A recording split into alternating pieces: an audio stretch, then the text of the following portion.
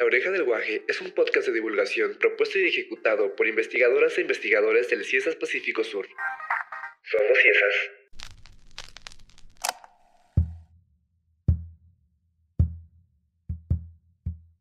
Hola, ya estamos de regreso con nuestro tercer episodio de esta segunda temporada en La Oreja del Guaje.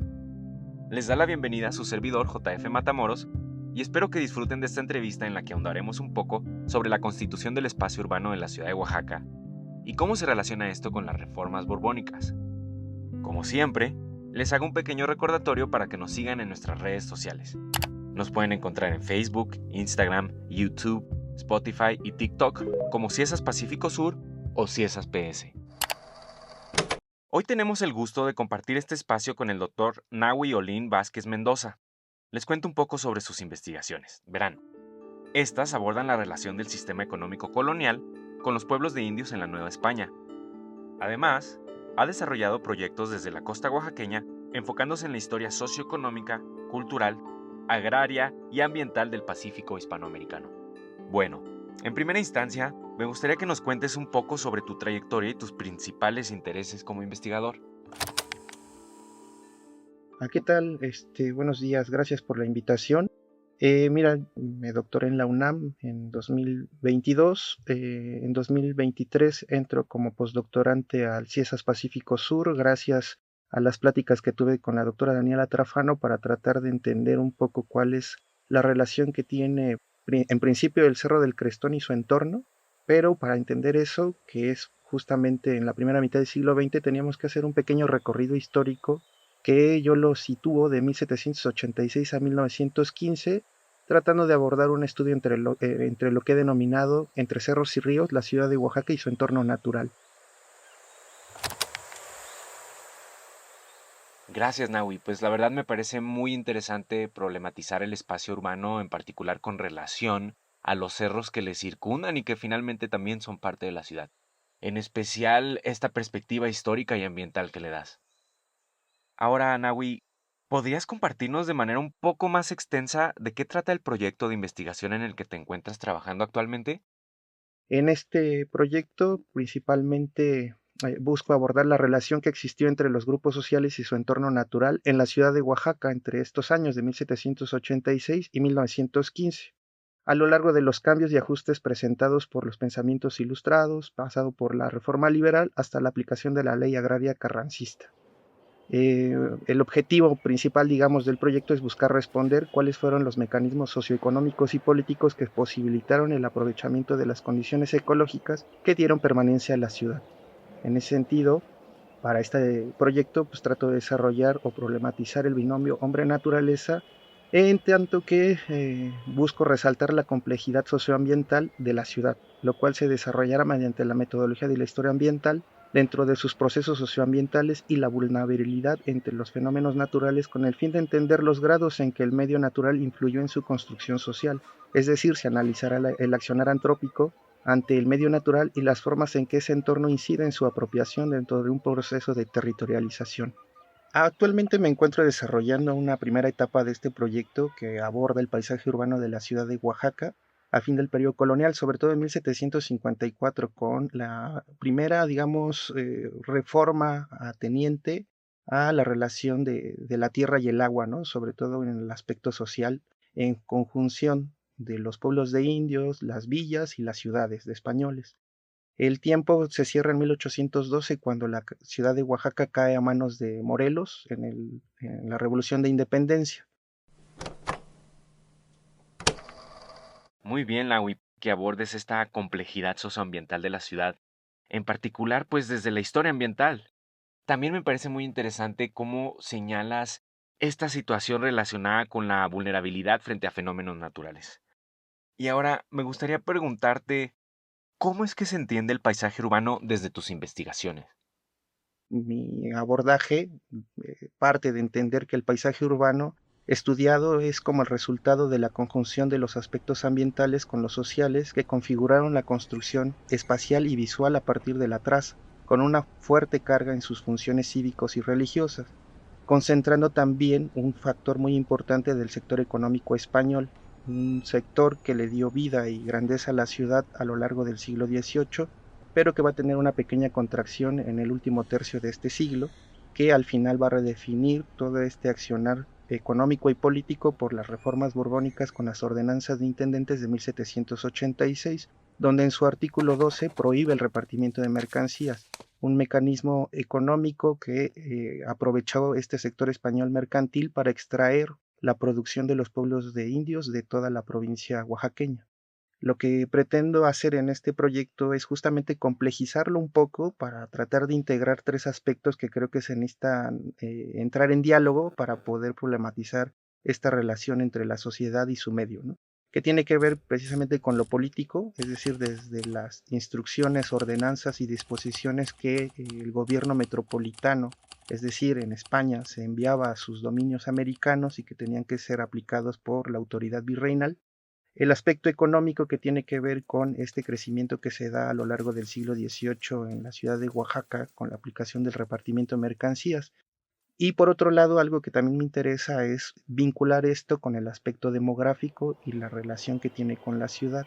Si bien se ha establecido dentro de los estudios que abordan a la ciudad de Oaxaca durante el siglo XVIII como un crecimiento, digamos, ascendente en cuanto a la construcción económica de este factor o sector español, hay quien lo ha matizado ya un poco y ha demostrado que hacia el último tercio del siglo XVIII hay una pequeña contracción, y esta pequeña contracción tiene que ver también con elementos demográficos y con el cambio de la política metropolitana y la aplicación de las reformas borbónicas, que en las ordenanzas de 1786 hay un vuelco dentro de la organización sociopolítica y económica del Reino de la Nueva España, es decir, se va a crear la figura del intendente que va a administrar una jurisdicción que es el antecedente a lo que hoy es el Estado soberano de Oaxaca, y vamos a ver en el terreno, en lo local, un cambio del alcalde mayor a la elección de los subdelegados, ¿no? Y esto va a redefinir jurisdicciones que van a ser los antecedentes de los municipios que se crearán en el siglo XIX. En ese sentido, a mí me gustaría pedirte que ahondes un poco más en lo que son las reformas borbónicas, por favor. Mira, sí, las reformas borbónicas es un tema complejo, amplio, porque engarza diferentes asuntos en una misma línea, ¿no? En general, prácticamente podemos decir que en la Nueva España, hacia mediados del siglo XVIII, se agudizaron los cambios introducidos por los Borbones en su afán por reencauzar el funcionamiento de sus dominios. Los ánimos eran obtener una mejor rentabilidad económica, por lo que se buscó desarticular los polos que adquirieron fuerza y semiautonomía, para así alinearlos a la política metropolitana. Aunque algunos rubros las reformas lograron tener éxito, en otros, en cambio, tuvieron que ceder a los funcionamientos de las lógicas locales y regionales. Desde la historia del derecho, por ejemplo, se propone que las intervenciones borbónicas tendieron más a establecer un gobierno económico para alcanzar una reintegración del poder real en detrimento del poder de las élites americanas, en un contexto de recuperación demográfica que necesitó direccionarse a un mejor crecimiento económico con base en la agricultura, la industria y el comercio. Llegar a la ciudad de Oaxaca hoy día, y sobre todo al casco urbano e histórico, sigue siendo un referente que teníamos desde el periodo colonial, ¿no? Una de las implicaciones más significativas para entender la ciudad actual es remontarnos a la época de su fundación, donde la competencia entre los enemigos de Cortés y el ya nombrado Marqués del Valle va a influir para el desarrollo de esta ciudad. Además que va a tener como fronteras las jurisdicciones de los pueblos indios de Tlalistá, Coyotepec y Sachila, además de ser cobijado por el Cerro del Fortín y enmarcado por los ríos Atoyac, Jalatlaco y Salado, ¿no? Así en el siglo XVIII, por ejemplo, hacia 1766, la ciudad se dividía en 90 manzanas, y sus mojoneras eran las iglesias y conventos, ¿no? Al norte, por ejemplo, es el convento de los padres vietnamitas, al sur la iglesia de la Consolación, al oriente la Merced y al oeste la Catedral de la Soledad, ¿no? En ese sentido, eso es la ciudad, y a veces podríamos pensar que en ese ámbito tan rural o tan alejado, la ciudad de Oaxaca pudiera parecer algo inadvertido, pero era de vital importancia tanto para el reino de la Nueva España como la monarquía en conjunto, ¿no? ¿Por qué? Porque aglutinó el poder económico del sur del reino, además que conectaba con un camino real que iba de la Ciudad de México a Guatemala. Esa particularidad permitió la consolidación de la ciudad a lo largo del siglo XVIII, pero va a tener una crisis en el siglo XIX, sobre todo porque la producción de grana cochinilla va a entrar en una crisis económica a partir de la competencia que van a existir en otros espacios americanos para su producción, y a mediados del siglo XIX en Alemania la, digamos, invención de los tintes químicos, ¿no? Y eso va a redefinir la relación entre la ciudad y su entorno, ¿no? Los cambios más significativos que van a traer estas modificaciones en lo político y económico va a ser, al menos hipotéticamente en este punto, es que el gran capital español en la ciudad de Oaxaca va a transitar de un modelo económico a tratar de ocupar los cargos de la alta función pública. Me parece muy interesante que nos hables de un modelo económico en transición, pero también de una transición que es política y que tiene que ver con la alta función pública en México, en esa particular época del país y de esta región en particular. Me gustaría ahora pedirte que nos cuentes si consideras que existen elementos en tu investigación que aún falten por desarrollarse.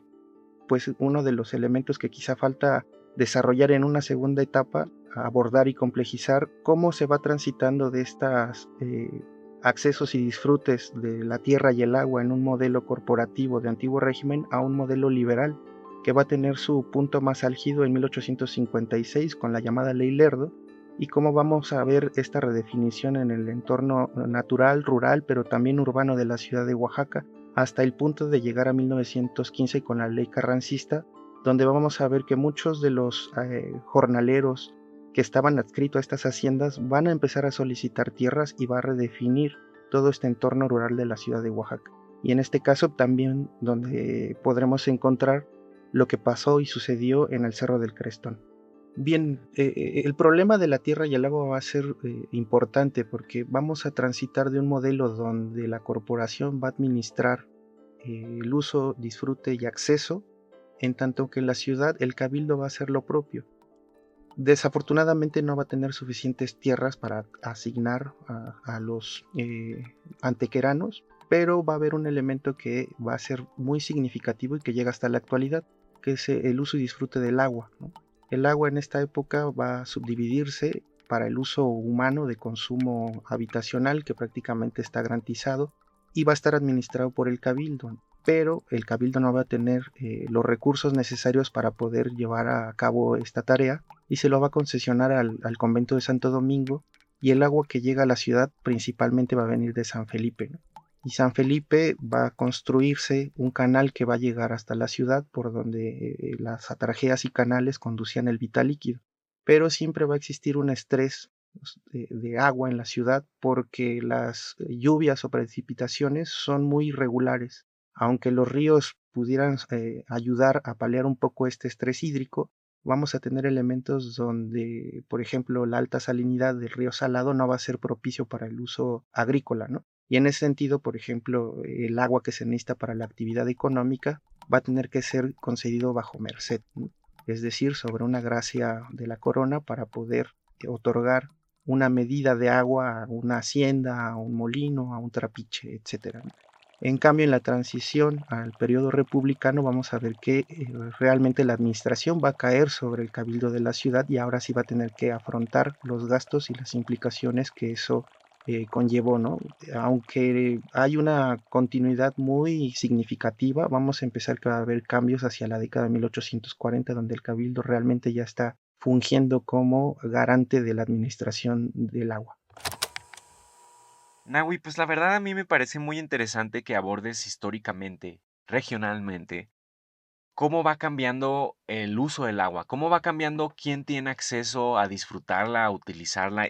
Creo que esto a su vez va redefiniendo aquello que es rural y aquello que es urbano a la vez, específicamente en nuestra ciudad de Oaxaca. Muchas gracias, Nahui. Por mi parte, me despido de ustedes. Muchas gracias por escucharnos y les invito a seguirnos en redes sociales. Soy JF Matamoros y nos vemos a la próxima.